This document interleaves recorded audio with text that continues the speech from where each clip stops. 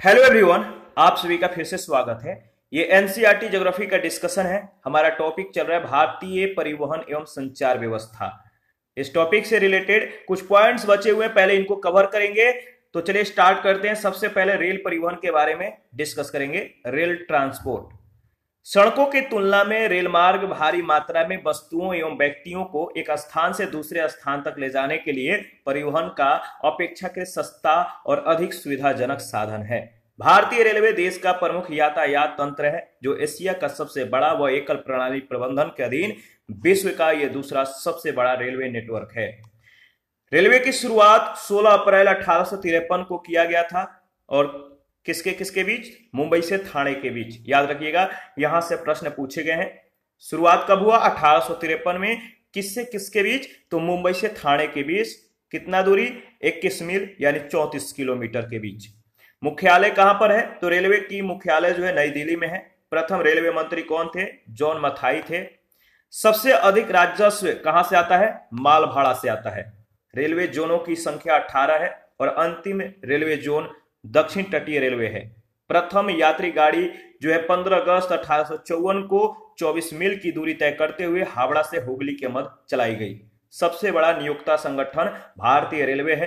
तीव्रतम train जो है Vande Bharat express है। रेलवे फेरी जो क्वीन है, ये विश्व का सबसे पुराना चालू इंजन है और इसे Guinness book of world record में भी शामिल किया गया है। सबसे लंबी दूरी की जो ट्रेन है विवेक एक्सप्रेस, डिब्रूगढ़ से कन्याकुमारी के मध्य 4273 किलोमीटर की दूरी तय करती है। और सबसे लंबा प्लेटफॉर्म जो है गोरखपुर रेलवे स्टेशन है और इसकी जो लंबाई है 1380 मीटर है। याद रखिएगा, यहां से प्रश्न पूछे गए हैं। रेलवे गेज भी बहुत ज्यादा इंपॉर्टेंट है, कई बार यहां से प्रश्न पूछे गए हैं। बड़ी लाइन क्या है? तो ब्रॉड गेज में रेल के पटरियों के बीच की जो दूरी होती है 1.676 मीटर होती है। ब्रॉड गेज लाइन की कुल लंबाई 1,01,486 किलोमीटर है। इसके बाद है मीटर लाइन, मीटर गेज। इसमें दो रेल पटरियों के बीच की जो दूरी होती है 1 मीटर की होती है और इसकी कुल लंबाई 9,290 किलोमीटर है। इसके बाद है छोटी लाइन यानी नैरो गेज। इसमें दो रेल पटरियों के बीच की दूरी 0.762 मीटर या 0.610 मीटर होती है और इनकी कुल लंबाई 2,841 किलोमीटर है। याद रखिएगा। इसके बाद देखिए विवेक एक्सप्रेस के बारे में देख लेते हैं। देश में सबसे लंबी दूरी तय करने वाली रेलगाड़ी विवेक एक्सप्रेस है, जो डिब्रूगढ़ से यानी असम से कन्याकुमारी यानी तमिलनाडु के मध्य जो है जाती है या चलती है और इस दौरान वह 4273 किलोमीटर दूरी जो है तय करती है। इसके बाद है वंदे भारत एक्सप्रेस यानी T18। 15 फरवरी 2019 को भारत की पहली सेमी हाई स्पीड और देश की सर्वाधिक तीव्र गति वाली ट्रेन वंदे भारत एक्सप्रेस नई दिल्ली से वाराणसी के बीच प्रारंभ की गई। दूरी 780 किलोमीटर और 8 घंटे। तो जो दिल्ली से वाराणसी के बीच की दूरी है वो 780 किलोमीटर को 8 घंटे में इसने पूरा किया। और इसकी अधिकतम जो गति है वंदे भारत एक्सप्रेस का, वो है अधिकतम गति 180 किलोमीटर है प्रति घंटा और औसत गति 130 किलोमीटर प्रति घंटा है। भारत की प्रथम इंजन रहित ट्रेन है जो मेक इन इंडिया के अंतर्गत बनाई गई है। भारत का सबसे लंबा रेलवे सड़क पुल जो है कौन सा है? बोगीबील है। याद रखिएगा। 25 दिसंबर 2018 को असम में भारत का सबसे लंबा रेलवे सड़क पुल बोगीबील राष्ट्र को समर्पित किया गया। यह सेतु असम के डिब्रूगढ़ और धेमाजी जिलों के बीच ब्रह्मपुत्र नदी पर निर्मित किया गया है। तो भारत का सबसे लंबा रेलवे सड़क पुल बोगीबील है। किस नदी पर? ब्रह्मपुत्र नदी पर यह निर्मित है और असम के डिब्रूगढ़ और धेमाजी जिलों के बीच। बोगीबील पुल है, यह असम समझौता 1985 का एक भाग है, जिसे वर्ष 1997 से 1998 के बीच में मंजूरी मिली थी और इसकी लंबाई 4.94 किलोमीटर है। जो असम और अरुणाचल प्रदेश के बीच की जो दूरी है इसको 600 किलोमीटर ये कम कर देगा। ये जो पुल है बोगीबील, ठीक है, रेलवे सड़क पुल, ये असम और अरुणाचल प्रदेश के बीच की दूरी को जो है 600 किलोमीटर जो है रिड्यूस कर देगा, कम कर देगा। इसके बाद है भारत की प्रथम अंतरजलीय metro. Kolkata metro rail corporation के द्वारा पश्चिम बंगाल के कोलकाता में हुगली नदी के नीचे निर्माणाधीन देश की पहली अंतरजलीय मेट्रो परियोजना का कार्य वर्ष 2022 तक पूरा कर लिया जाएगा। इस परियोजना का 74% हिस्सा जो है यानी 74% जो हिस्सा है भारतीय रेलवे के पास और 26% जो हिस्सा है आवास एवं शहरी मंत्रालय के पास है। देश का पहला ऑल वुमेन रेलवे स्टेशन, देश का पहला ऑल वुमेन रेलवे स्टेशन यानी जो देश का पहला पूरी महिला कर्मियों के द्वारा जो संचालित होता है वो कौन सा रेलवे स्टेशन है? तो गांधीनगर रेलवे स्टेशन। 19 फरवरी 2018 को जयपुर का गांधीनगर रेलवे स्टेशन केवल महिलाओं के द्वारा संचालित होने वाला देश का पहला रेलवे स्टेशन बन गया है। करतारपुर कॉरिडोर क्या है? तो देख लेते हैं, याद रखिएगा। 26 नवंबर 2018 को भारत और पाकिस्तान के मध्य 3 किलोमीटर की दूरी में निर्मित होने वाले करतारपुर कॉरिडोर की आधारशिला जो है रखी गई। यह कॉरिडोर गुरदासपुर स्थित डेरा बाबा नानक से लेकर अंतर्राष्ट्रीय सीमा यानी पाकिस्तान तक बनाया जाएगा और यहाँ की यात्रा करने वाले यात्रियों को वीजा और कस्टम की सुविधाएं प्रदान की जाएगी। करतारपुर साहिब को सबसे पहला गुरुद्वारा माना जाता है जिसकी नींव गुरु नानक देव जी ने रखी थी। ठीक है, आगे बढ़ते हैं। भारत में रेलवे की जो उत्पादन इकाइयां हैं इसको अच्छे से एक बार एनालिसिस कर लीजिएगा। देखिए, पहला है चितरंजन लोकोमोटिव कारखाना। इसकी स्थापना 1950 में हुआ था। पश्चिम बंगाल के चितरंजन में यह कारखाना है और इसमें जो लोकोमोटिव चितरंजन लोकोमोटिव जो है यहाँ पे क्या बनता है? तो इसमें रेलवे के जो विद्युत इंजन है यहाँ पे यह बनता है। यह विद्युत इंजन बनाने का सबसे कह सकते हैं कि पुराना कारखाना है। कौन सा? चितरंजन लोकोमोटिव। इसके बाद है रेल कोच फैक्ट्री। इसकी स्थापना 1952 में किया गया था तमिलनाडु के पेराम्बूर में और यहाँ पे सवारी डिब्बों का निर्माण होता है। इसके बाद है रेल कोच फैक्ट्री, ये पंजाब की कपूरथला में है और स्थापना इसका कब हुआ था? 1986 में। यहाँ पे रेल डिब्बों का निर्माण होता है। डीजल इंजन आधुनिकीकरण कारखाना जो है इसकी स्थापना 1981 में हुआ था और ये पंजाब के पटियाला में है और यहाँ पे डीजल इंजनों के संगठकों का निर्माण होता है। इसके बाद डीजल लोकोमोटिव वर्कर्स, इसकी स्थापना 1961 में उत्तर प्रदेश के वाराणसी में किया गया और यहाँ पे डीजल इंजन और विद्युत शटर्स का निर्माण किया जाता है। ठीक है, इसके बाद है रेलवे की प्रमुख नई परियोजनाएं। याद रखिएगा, जो पहिया कारखाना है, पहिया कारखाना ये बिहार के छपरा में है और यहाँ पे जो है जो परियोजनाएं, नई परियोजनाएं जो है पहिया कारखाना बिहार के छपरा में, यहाँ पे जो क्षमता होगा प्रति वर्ष 1 लाख पहिए बनाने का। इसके बाद है रेल इंजन कारखाना बिहार के मधेपुरा में, यहाँ पे 120 इंजन प्रति वर्ष।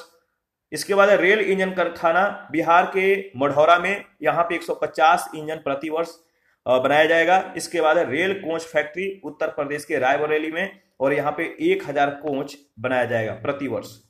विश्व की सबसे बड़ी रेल फैक्ट्री चेन्नई स्थित इंटीग्रल कोच फैक्ट्री विश्व की सबसे बड़ी रेल कोच निर्माता कंपनी बन गई है। रेलवे की इस कंपनी ने उत्पादन के मामले में चीन की कंपनियों को पीछे छोड़ दिया है। हाल ही में आईसीएफ ने यानी इंटीग्रल कोच फैक्ट्री ने भारत की पहली सेमी हाई स्पीड रेलगाड़ी वंदे भारत एक्सप्रेस का निर्माण किया है। याद रखिएगा, किसने? आईसीएफ ने। रेल उत्पादन जो इकाइयां हैं मैप में आप देखिए कपूरथला में रेलवे डिब्बे का जो है निर्माण किया जाता है। इसकी स्थापना 1986 में हुआ था। पटियाला जो है यहाँ पे डीजल इंजन संगठन का निर्माण होता है।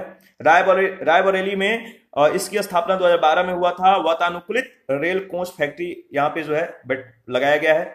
मुजफ्फरपुर में यात्री कोच मरम्मत होता है। छपरा में रेल पहिया कारखाना जो है लगाया गया है और वाराणसी में डीजल या विद्युत इंजन कारखाना है। ग्वालियर में यात्री सवारी और स्प्रिंग निर्माण होता है। जमालपुर में एशिया का सबसे पुराने रेल वर्कशॉप स्थापित है। चितरंजन जो है आसनसोल, इसकी स्थापना 1950 में हुआ था। यह स्वतंत्र भारत का प्रथम विद्युत इंजन कारखाना है। पेराम्बूर चेन्नई, इसकी स्थापना 1952 में हुआ था और यहाँ पे सवारी डिब्बों का निर्माण होता है। तिरुचिरापल्ली, यहाँ पे जो है डीजल या विद्युत लोकोमोटिव इंजन बनता है और यलहंका बेंगलुरु, यहाँ पे पहिया और धुरी संयंत्र का जो है निर्माण किया जाता है। याद रखिएगा। ग्वालियर में यात्री सवारी और स्प्रिंग निर्माण होता है। ठीक है, आगे बढ़ते हैं। देखिए, अगर बात करें तो भारत में विश्व की सबसे ऊंची रेलवे लाइन का होगा निर्माण।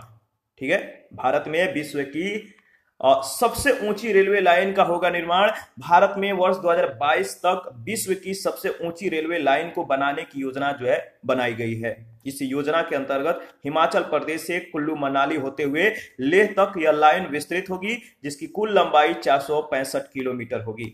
इस परियोजना की कुल लागत कितना, याद रखिएगा, इस परियोजना की कुल लागत जो है इतना करोड़ रुपए होगी। पुणे सिकंदराबाद शताब्दी भारत की सबसे स्वच्छ रेलगाड़ी, जो पुणे सिकंदराबाद शताब्दी है, यह भारत की सबसे स्वच्छ रेलगाड़ी है। आईआरसीटीसी के द्वारा कराए गए पूर्ण स्वच्छता सर्वेक्षण के अनुसार प्रीमियम श्रेणी की रेलगाड़ियों में उत्तर पश्चिमी रेलवे 1000 में से 860 अंक प्राप्त कर सर्वाधिक स्वच्छ रेलवे जोन है।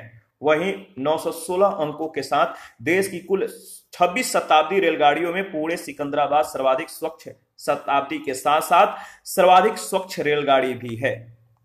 आगे बढ़ते हैं। कोंकण रेलवे, इसके बारे में डिस्कस कर लेते हैं, इंपॉर्टेंट है कोंकण रेलवे।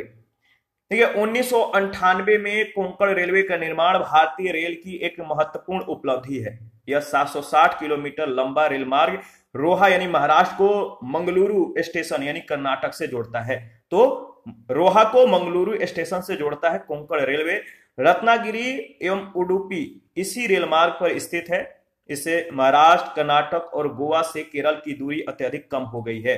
गोवा के मझगांव से गुजरात होते हुए यह रेल मार्ग 146 नदियों और धाराओं पर तथा जो गोवा के मझगांव से गुजरात होते हुए जो यह रेल मार्ग है 146 नदियों व धाराओं तथा 2000 पुलों और 91 सुरंगों को यह पार करती है।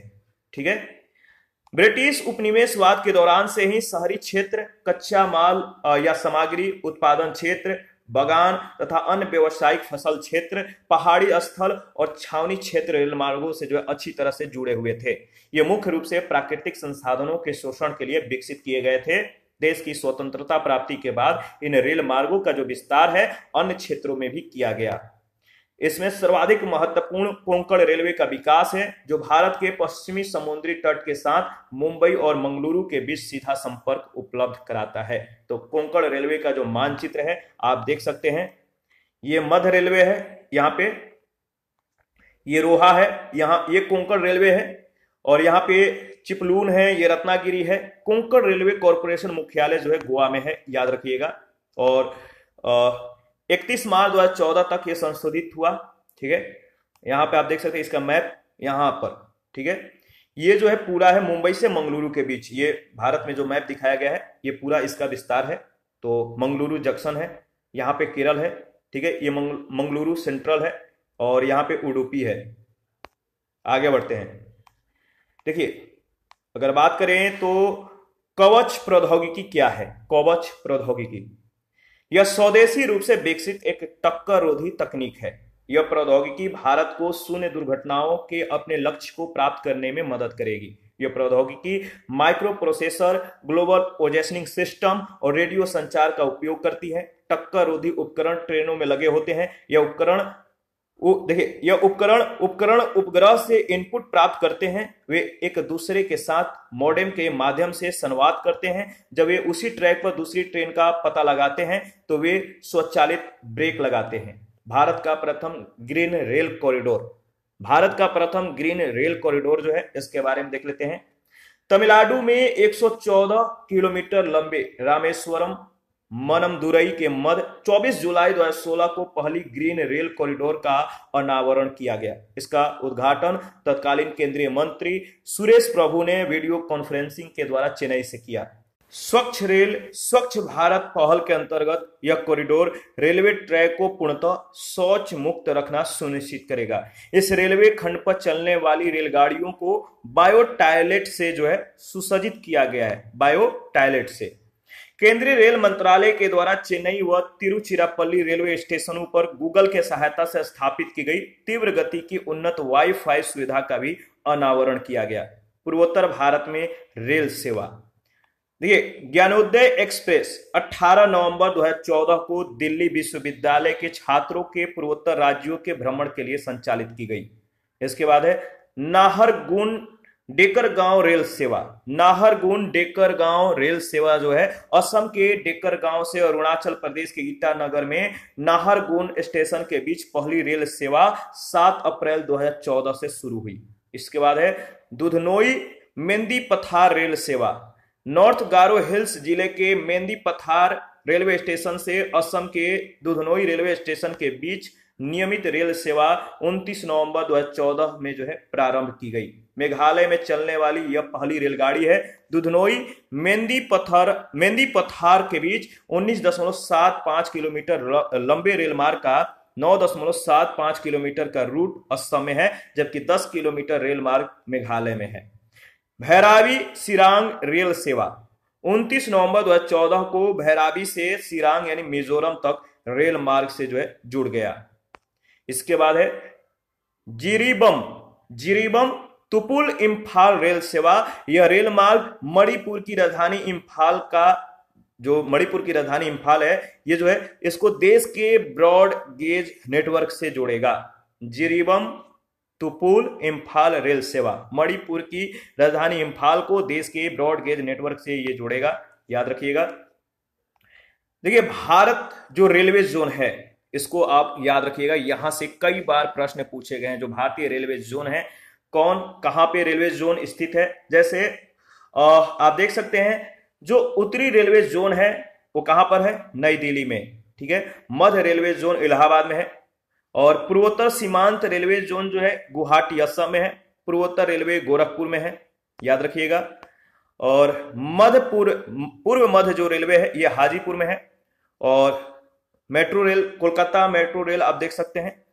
पूर्व रेलवे जो है ये कोलकाता में है, इसका मुख्यालय कहां पर है, पूर्व रेलवे का कोलकाता में। दक्षिण पूर्व रेलवे का जो मुख्यालय है ये भी कोलकाता में है। पूर्व तटीय जो रेलवे है ये भुवनेश्वर में है और दक्षिण पूर्व मध्य रेलवे जो है ये बिलासपुर में है और दक्षिण मध्य रेलवे ये सिकंदराबाद में है और दक्षिण रेलवे जो है ये चेन्नई में है। इसके बाद दक्षिण तटीय रेलवे याद रखिएगा विशाखापत्तनम।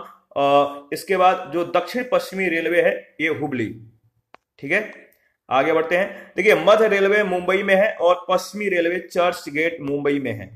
सभी मुख्यालय याद रखिएगा, यहां से कई बार प्रश्न पूछे गए हैं। पश्चिमी मध्य रेलवे का जो मुख्यालय है जबलपुर में है और उत्तर पश्चिमी रेलवे जो है ये जयपुर में है और उत्तर मध्य रेलवे ये कहां पर है, इलाहाबाद में है, ठीक है।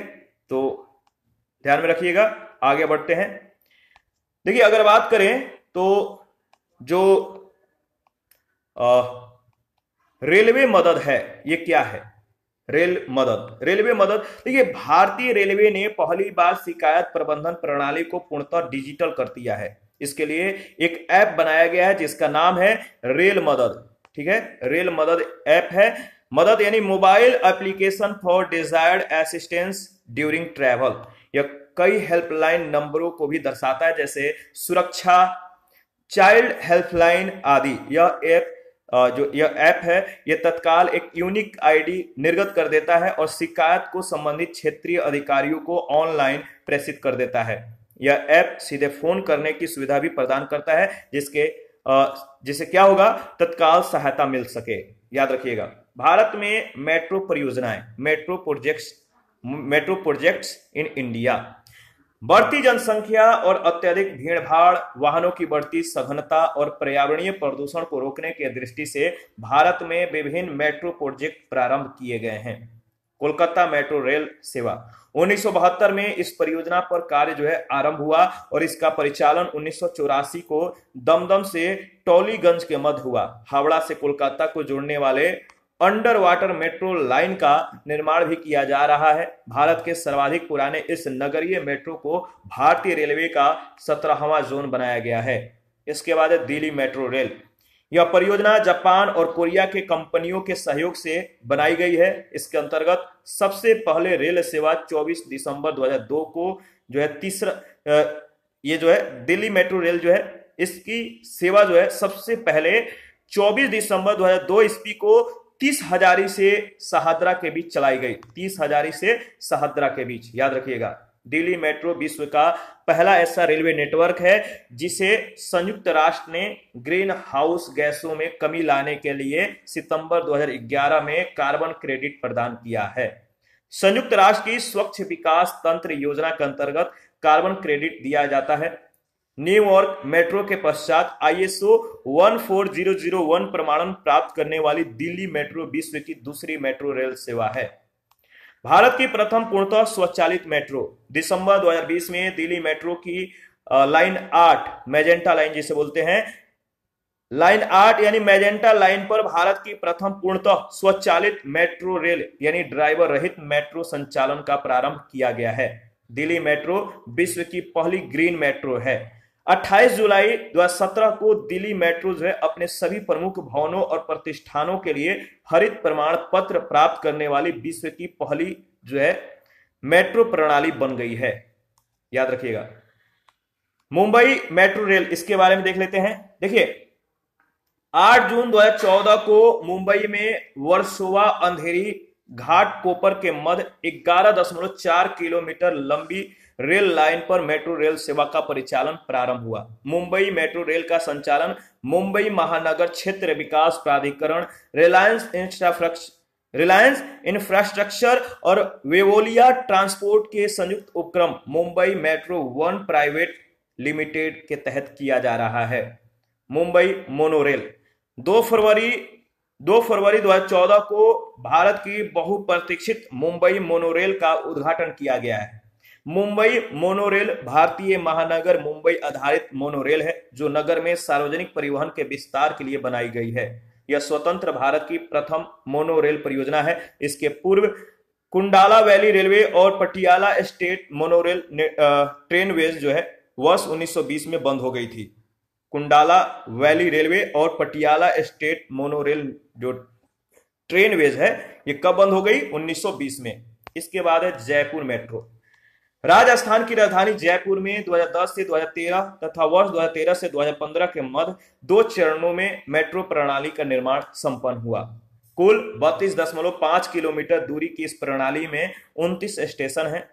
जयपुर मेट्रो का प्रचालन जयपुर मेट्रो रेल कॉरपोरेशन के द्वारा किया जाता है। इसके बाद चंडीगढ़ मेट्रो। चंडीगढ़ मेट्रो प्रणाली को 4 कॉरिडोर में विभाजित किया गया है जिसकी कुल लंबाई 37.5 किलोमीटर है। इस मेट्रो प्रणाली में 30 स्टेशन हैं। चंडीगढ़ मेट्रो का प्रचालन चंडीगढ़ मेट्रो रेल कॉरपोरेशन के द्वारा किया जाता है। इसके बाद है बेंगलुरु मेट्रो। देखिए बेंगलुरु मेट्रो जो है इसको नमा मेट्रो भी कहा जाता है जिसका अर्थ होता है हमारी मेट्रो। इसका परिचालन Bengaluru metro rail corporation limited के द्वारा किया जाता है। वर्ष 2011 से प्रारंभ हुई बेंगलुरु मेट्रो के प्रथम चरण का निर्माण पूरा किया जा चुका है। इसमें कुल 41 स्टेशन है और कुल दूरी 42.3 किलोमीटर है। इसके बाद है भोपाल मेट्रो। 3 अक्टूबर 2018 को प्रधानमंत्री की अध्यक्षता में केंद्रीय मंत्रिमंडल ने भोपाल मेट्रो रेल परियोजना के कार्यान्वयन को मंजूरी प्रदान की। इस प्रणाली को 3 भागों में विभाजित किया जाता है। इस यातायात प्रणाली में कुल स्टेशनों की संख्या 28 होगी और विस्तार 28.5 किलोमीटर होगा। याद रखिएगा, इंपॉर्टेंट है। इसके बाद देखिए कोची जल मेट्रो परियोजना। यह क्या है? कोची जल मेट्रो परियोजना की प्रारंभ देखिए केरल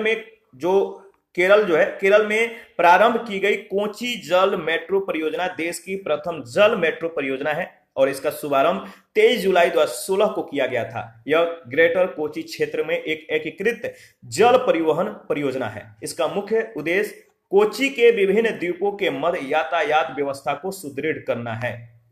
कोची मेट्रो का शुभारंभ 17 जून 2017 को प्रधानमंत्री के द्वारा केरल के कोची शहर में मेट्रो के प्रथम चरण का शुभारंभ किया गया।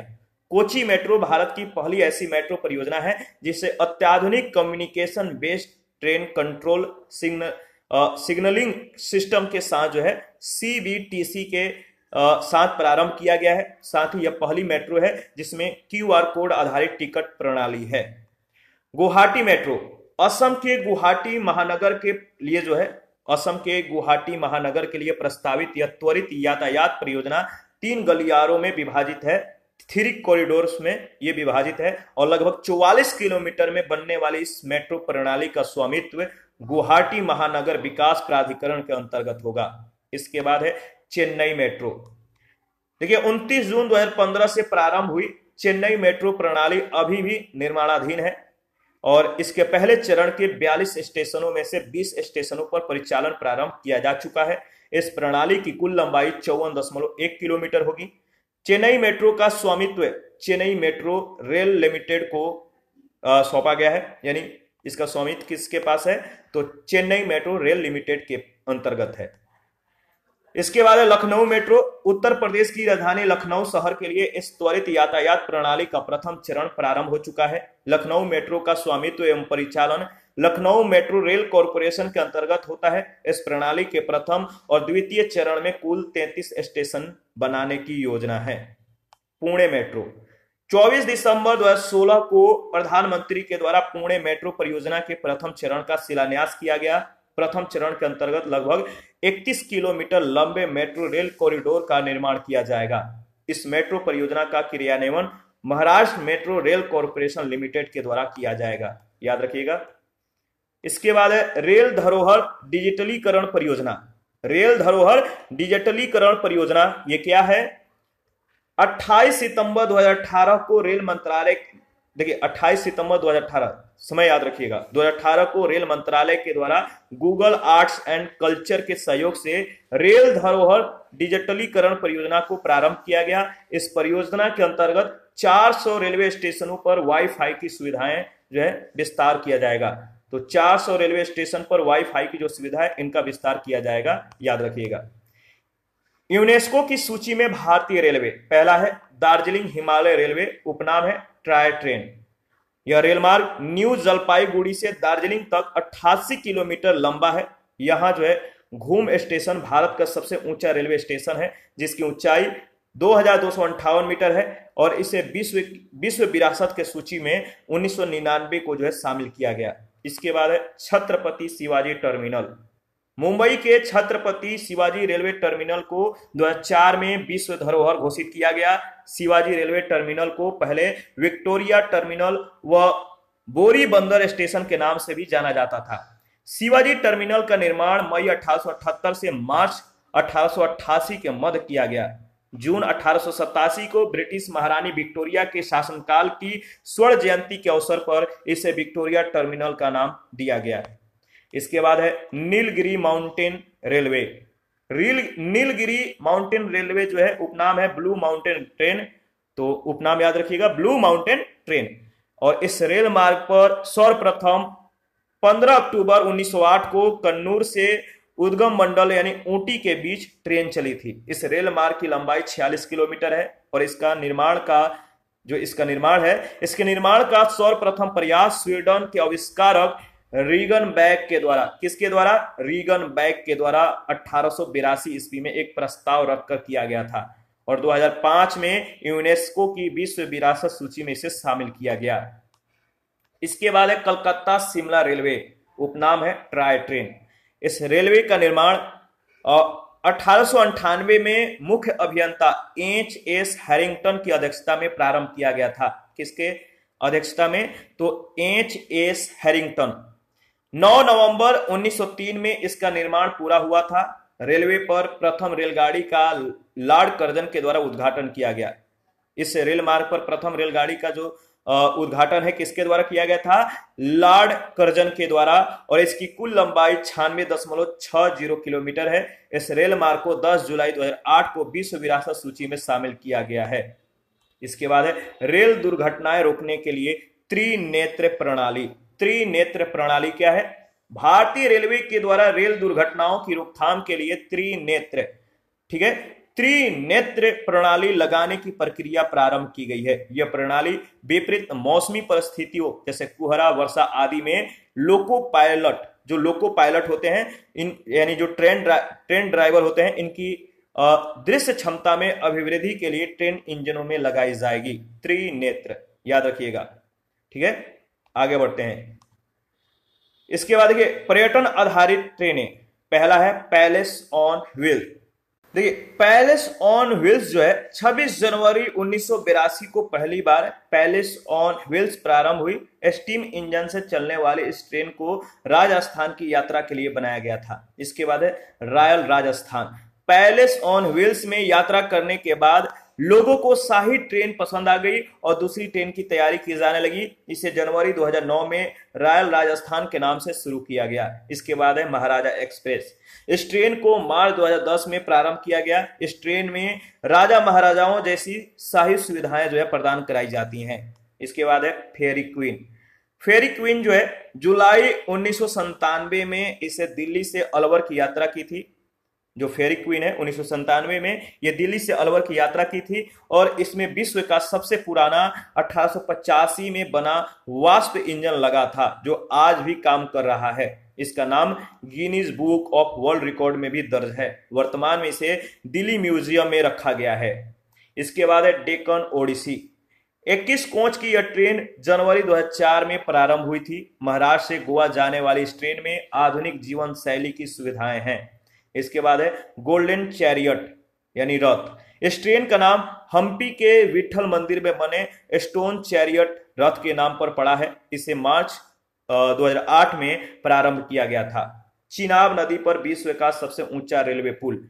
याद रखिएगा, विश्व का सबसे ऊंचा रेलवे पुल किस नदी पर बना है? तो चिनाब नदी पर। जम्मू एवं कश्मीर में उधमपुर, श्रीनगर, बारामूला रेल लिंक परियोजना के भाग के रूप में चिनाब नदी पर रियासी जिले में बक्कल और कौड़ी के बीच विश्व के सबसे ऊंचे रेलवे पुल का निर्माण किया जा रहा है। 1.3 किलोमीटर यानी 1315 मीटर लंबे इस अर्धचंद्राकार पुल की ऊंचाई नदी के ऊपर 359 मीटर होगी, जो पेरिस के एफिल टावर से 35 मीटर भी, मतलब जो पेरिस का एफिल टावर है जिसकी लंबाई 324 मीटर है, इससे भी 35 मीटर अधिक होगी। वर्तमान में विश्व का सबसे ऊंचा रेल पुल चीन के गुइझोउ प्रांत में वू नदी पर निर्मित नाजेह रेल पुल है जो 2016 में खुला है और जिसकी ऊंचाई 310 मीटर है। याद रखिएगा, नाजेह रेल पुल किस नदी पर? चीन के किस प्रांत में? तो गुइझोउ प्रांत में वू नदी पर। देखिए, हाई स्पीड रेल कॉरिडोर जो है, आप इसको एक बार देख लीजिएगा। जो हाई स्पीड रेल कॉरिडोर है, ये देखिए चंडीगढ़ से कानपुर, इधर ये वाला एक रूट है। इसके बाद ये एक रूट है, ये वाला, फिर ये रूट है, आप देख सकते हैं। तो ये सभी रूट जो है आपको ध्यान में रखना है। प्रथम राष्ट्रीय रेल एवं परिवहन विश्वविद्यालय। प्रथम राष्ट्रीय रेल एवं परिवहन विश्वविद्यालय 5 सितंबर 2018 को बड़ोदरा यानी गुजरात में स्थापित भारत के प्रथम राष्ट्रीय रेल एवं परिवहन विश्वविद्यालय का शुभारंभ किया गया। भारत के अतिरिक्त रूस और चीन में भी रेल विश्वविद्यालय जो है स्थापित हैं। भारत का सबसे लंबा नदी रोपवे। भारत का सबसे लंबा नदी रोपवे 24 अगस्त 2020 को गुवाहाटी यानी असम में ब्रह्मपुत्र नदी के ऊपर निर्मित भारत के सबसे लंबे नदी रोपवे का उद्घाटन किया गया। रोपवे एक परिवहन प्रणाली है जो विशेष रूप से खानों या पहाड़ी क्षेत्रों में उपयोग की जाती है। इनमें केबलों के माध्यम से बक्सेनुमा केबिनों के द्वारा परिवहन किया जाता है। बक्सा के नुमा यानी बक्सेनुमा, बक्सा के आकार का होता है, एक केबिन के आकार का होता है। यह रोपवे गुवाहाटी शहर के कचरी घाट को उत्तरी गुवाहाटी के डोल गोविंदा मंदिर से जोड़ता है। यह रोपवे एक छोटे से द्वीप पिकॉक आइलैंड के ऊपर से गुजरता है जहां पर प्रसिद्ध उपानंदा मंदिर स्थित है। याद रखिएगा, भारत का सबसे लंबा रेलवे घाट पुल। फरवरी 2020 में पूर्वोत्तर सीमांत रेलवे की निर्माण इकाई ने मणिपुर के तामेंगलोंग जिला में मकरू नदी पर 33 मंजिला इमारत के बराबर 100 मीटर लंबा भारत का सबसे लंबा रेलवे घाट पुल बनाया गया है। यह 111 किलोमीटर लंबे जिरीबाग तुपुल इम्फाल की नई ब्रॉड गेज लाइन का हिस्सा होगा। याद रखिएगा, इंपॉर्टेंट है। और देखिए, अगर बात करें तो हाई स्पीड रेल कॉरिडोर जो परियोजना है, देश की महत्वाकांक्षी हाई स्पीड रेल कॉरिडोर परियोजनाओं में तेजी लाने के उद्देश्य से सरकार ने एक निगम की स्थापना का निर्णय 29 जुलाई 2012 को लिया। भारत में कोई ऐसी रेल लाइन नहीं है जिस पर 200 किलोमीटर प्रति घंटा या उससे अधिक स्पीड वाली ट्रेन चल रही हो। भारतीय रेलवे का उद्देश्य है कि सवारी ट्रेनों की स्पीड 160 से 200 किलोमीटर प्रति घंटा कुछ पुराने ट्रैकों पर किया जाए। आगामी हाई स्पीड रेल कॉरिडोर है, इनमें से मुंबई अहमदाबाद बुलेट ट्रेन को प्राथमिकता में शामिल किया गया है और इसको जापान की सहायता से बनाया जा रहा है। इसके अतिरिक्त 6 अन्य हाई स्पीड कॉरिडोर को सैद्धांतिक स्वीकृति मिली है। पहला है दिल्ली मुंबई, दूसरा है मुंबई चेन्नई, तीसरा है चेन्नई कोलकाता, चौथा है कोलकाता दिल्ली, दिल्ली चेन्नई और छठा है मुंबई कोलकाता। याद रखिएगा, हाइड्रोजन चालित विश्व की पहली ट्रेन। जर्मनी में हाइड्रोजन ईंधन से चलने वाली विश्व की पहली ट्रेन को शीघ्र ही परीक्षण रूट पर चलाया जाएगा। देखिए, कोराडिया आइलिंट नामक यह ट्रेन विश्व की पहली ऐसी ट्रेन है जो शून्य कार्बन डाइऑक्साइड का उत्सर्जन करती है। कोराडिया आइलिंट, याद रखिएगा। इस ट्रेन के चलने के दौरान इसमें हाइड्रोजन ईंधन के प्रयोग के कारण इसमें से सिर्फ जल वाष्प की उत्सर्जित होती है। जल वाष्प निकलेगा, यानी इससे वायु प्रदूषण, जिसको जल वाष्प जब निकलेगा तो इससे जो है, मतलब हाइड्रोजन चालित जो विश्व की जो पहली ट्रेन है, इससे वायु प्रदूषण नहीं होगा। वायु प्रदूषण ना के बराबर यानी नहीं होगा, क्योंकि इससे जो उत्सर्जित होगा वो सिर्फ जलवाष्प उत्सर्जित होगा। ठीक है। और इस ट्रेन का निर्माण फ्रांसीसी कंपनी आल्स्टॉम के द्वारा किया गया है। किसके द्वारा? आल्स्टॉम। भारत का सबसे ऊंचा बहुविस्तार अस्थायी पुल। याद रखिएगा, 21 अक्टूबर 2019 को पूर्वी लद्दाख में कर्नल चेवांग रिनचेन सेतु का उद्घाटन किया गया। कर्नल चेवांग रिनचेन सेतु का, इसका निर्माण सीमा सड़क संगठन के द्वारा हिमांग परियोजना के तहत सियुक नदी पर किया गया है। याद रखिए, किसके द्वारा? हिमांग परियोजना के तहत सियुक नदी पर। यह पुल लगभग कितना, तो याद रखिएगा 14,650 फीट की ऊंचाई पर बनाया गया है। यह 430 मीटर लंबा पुल है। काराकोरम और चांग चेंगमो पर्वत श्रृंखलाओं के मध्य स्थित है, जो पूर्वी लद्दाख में दारबुक और दौलत बेग ओल्डी को जोड़ता है। आगे बढ़ते हैं। इसके बाद है जल परिवहन, वाटर ट्रांसपोर्ट। तो देखिए, वाटर ट्रांसपोर्ट जो है ये भी बहुत ज्यादा इंपॉर्टेंट है। तो भारत में जल मार्ग यात्रियों और माल के परिवहन के लिए एक महत्वपूर्ण साधन है। इसमें आंतरिक जलमार्ग और समुद्री जलमार्ग दोनों शामिल हैं। देखिए, जल परिवहन की गति जो है अपेक्षाकृत धीमी है, परंतु यह सबसे सस्ता साधन है और भारी एवं स्थूल सामग्री के परिवहन के लिए यह सबसे ज्यादा उपयुक्त है। भारत में जलमार्ग यात्री और माल वहन दोनों के लिए जो है परिवहन का एक महत्वपूर्ण साधन है। देश के जलमार्गों को दो भागों में या दो वर्गों में बांटा गया है। जलमार्गों के जो प्रकार हैं, पहला है अंतःस्थलीय या आंतरिक जलमार्ग, दूसरा है महासागरीय जलमार्ग। केंद्रीय अंतर्देशीय जल मार्ग प्राधिकरण की जो स्थापना है 1987 ईस्वी में की गई थी। कब? 1987 में केंद्रीय अंतर्देशीय जल मार्ग प्राधिकरण की स्थापना कब हुआ था? 1987 में। मुख्यालय कोलकाता में है। भारत के अंतर्देशीय जलमार्गों के विकास, रखरखाव और नियमन के लिए 1986 में भारतीय अंतर्देशीय जलमार्ग प्राधिकरण की स्थापना की गई, जिसे अगले ही वर्ष एक निगम का दर्जा दे दिया गया। इसका मुख्यालय नोएडा में है, जबकि क्षेत्रीय कार्यालय पटना, कोलकाता, गुवाहाटी और कोची में है। राष्ट्रीय अंतर्देशीय नौवहन संस्थान पटना में, केंद्रीय जल परिवहन निगम का मुख्यालय कोलकाता में और राष्ट्रीय जल क्रीड़ा संस्थान गोवा में अवस्थित है। देश में राष्ट्रीय जलमार्गों के विकास, अनुरक्षण तथा नियमन हेतु 1986 में अंतःस्थलीय जलमार्ग प्राधिकरण स्थापित किया गया था। हल्दिया से इलाहाबाद तक के जलमार्ग को 27 अक्टूबर 1986 में राष्ट्रीय जलमार्ग 1 घोषित किया गया है। इस प्राधिकरण ने 3 अंतःस्थलीय जलमार्गों को राष्ट्रीय जलमार्ग घोषित किया गया है। यह परिवहन साधनों में ऊर्जा सक्षम और पर्यावरणीय अनुकूल है। अंतःस्थलीय या आंतरिक जलमार्ग, इनलैंड वाटरवे। देखिए, नदियों, झीलों और नहरों का प्रयोग करने वाले जलमार्गों को आंतरिक जलमार्ग कहते हैं। प्राचीन काल में आंतरिक जलमार्ग का बड़ा महत्व होता था, परंतु सड़कों और रेलमार्गों के अस्तित्व में आने से इनका महत्व जो है कुछ कम हो गया है। रेलमार्गों के आगमन से पहले यह परिवहन का मुख्य साधन हुआ करता था, लेकिन रेल और सड़क परिवहन के साथ कठिन प्रतियोगिता का यह सामना कर रहा है या इससे सामना करना पड़ रहा है। ठीक है, याद रखिएगा। देखिए, अगर बात करें तो आंतरिक जल परिवहन प्रणाली जो है एक सस्ती, ईंधन प्रभावी और पर्यावरण अनुकूल प्रणाली है जो भारी वस्तुओं की ढुलाई के लिए उपयुक्त होती है और साथ ही रोजगार सृजन की व्यापक क्षमता रखती है। परंतु भारत के कुल यातायात में आंतरिक जल परिवहन का अंश केवल 1% ही है।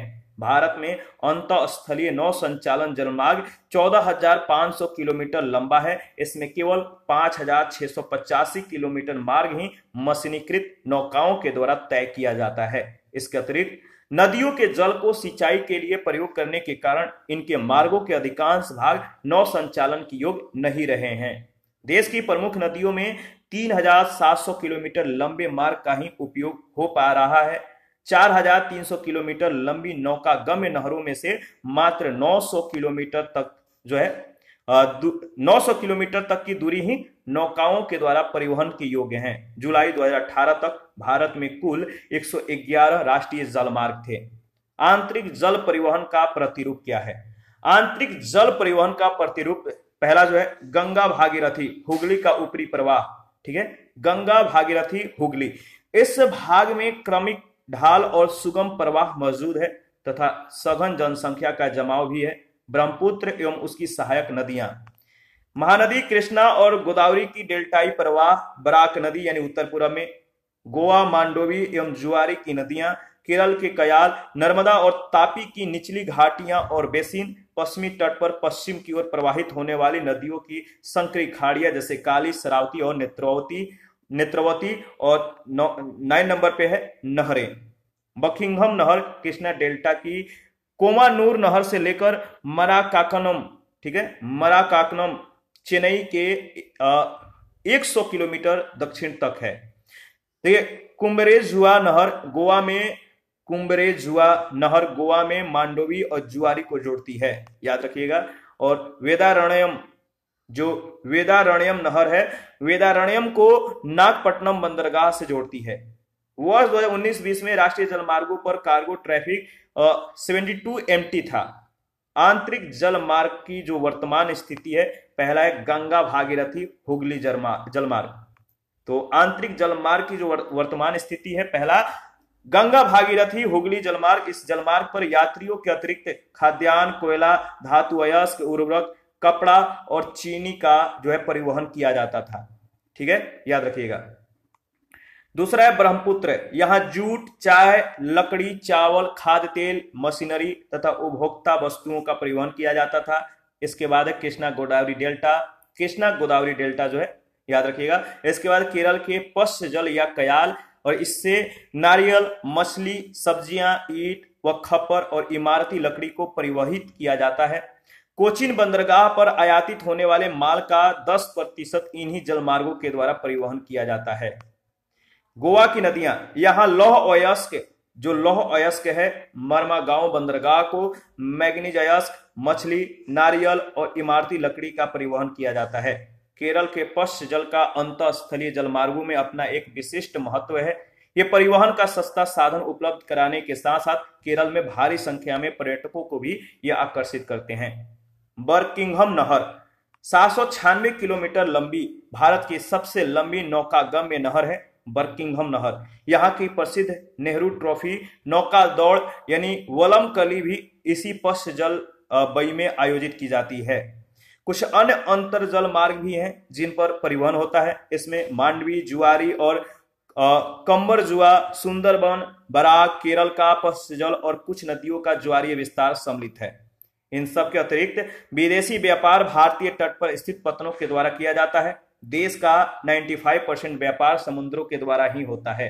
अंतःस्थलीय जलमार्ग प्राधिकरण ने 10 अन्य जलमार्गों की भी पहचान की है जिसका विस्तार ऊंच किया जा सकेगा।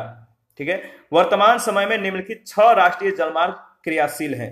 ठीक है, और इनका जो डिस्कशन है नेक्स्ट सेशन में करेंगे, तो याद रखिएगा, बहुत ज्यादा इंपॉर्टेंट है इसके आगे। और इससे पहले जितने भी हम लोगों ने टॉपिक को डिस्कस किया है बहुत ज्यादा इंपॉर्टेंट है, तो 1-2 बार आप जो है रिवीजन करते रहिए। और जिन लोगों ने Telegram channel, Telegram quiz group, Facebook page, Instagram को ज्वाइन नहीं किया है, वीडियो का डिस्क्रिप्शन बॉक्स में उसका लिंक है, आप ज्वाइन कर सकते हैं। अगर आपको पीडीएफ चाहिए तो कमेंट कर सकते हैं, या Telegram channel, Telegram quiz group को ज्वाइन कीजिए, वहां पे इसके रिगार्डिंग में इन्फॉर्मेशन को अपडेट कर दिया गया है। थैंक यू, मिलते हैं नेक्स्ट सेशन में, अभी के लिए इतना ही।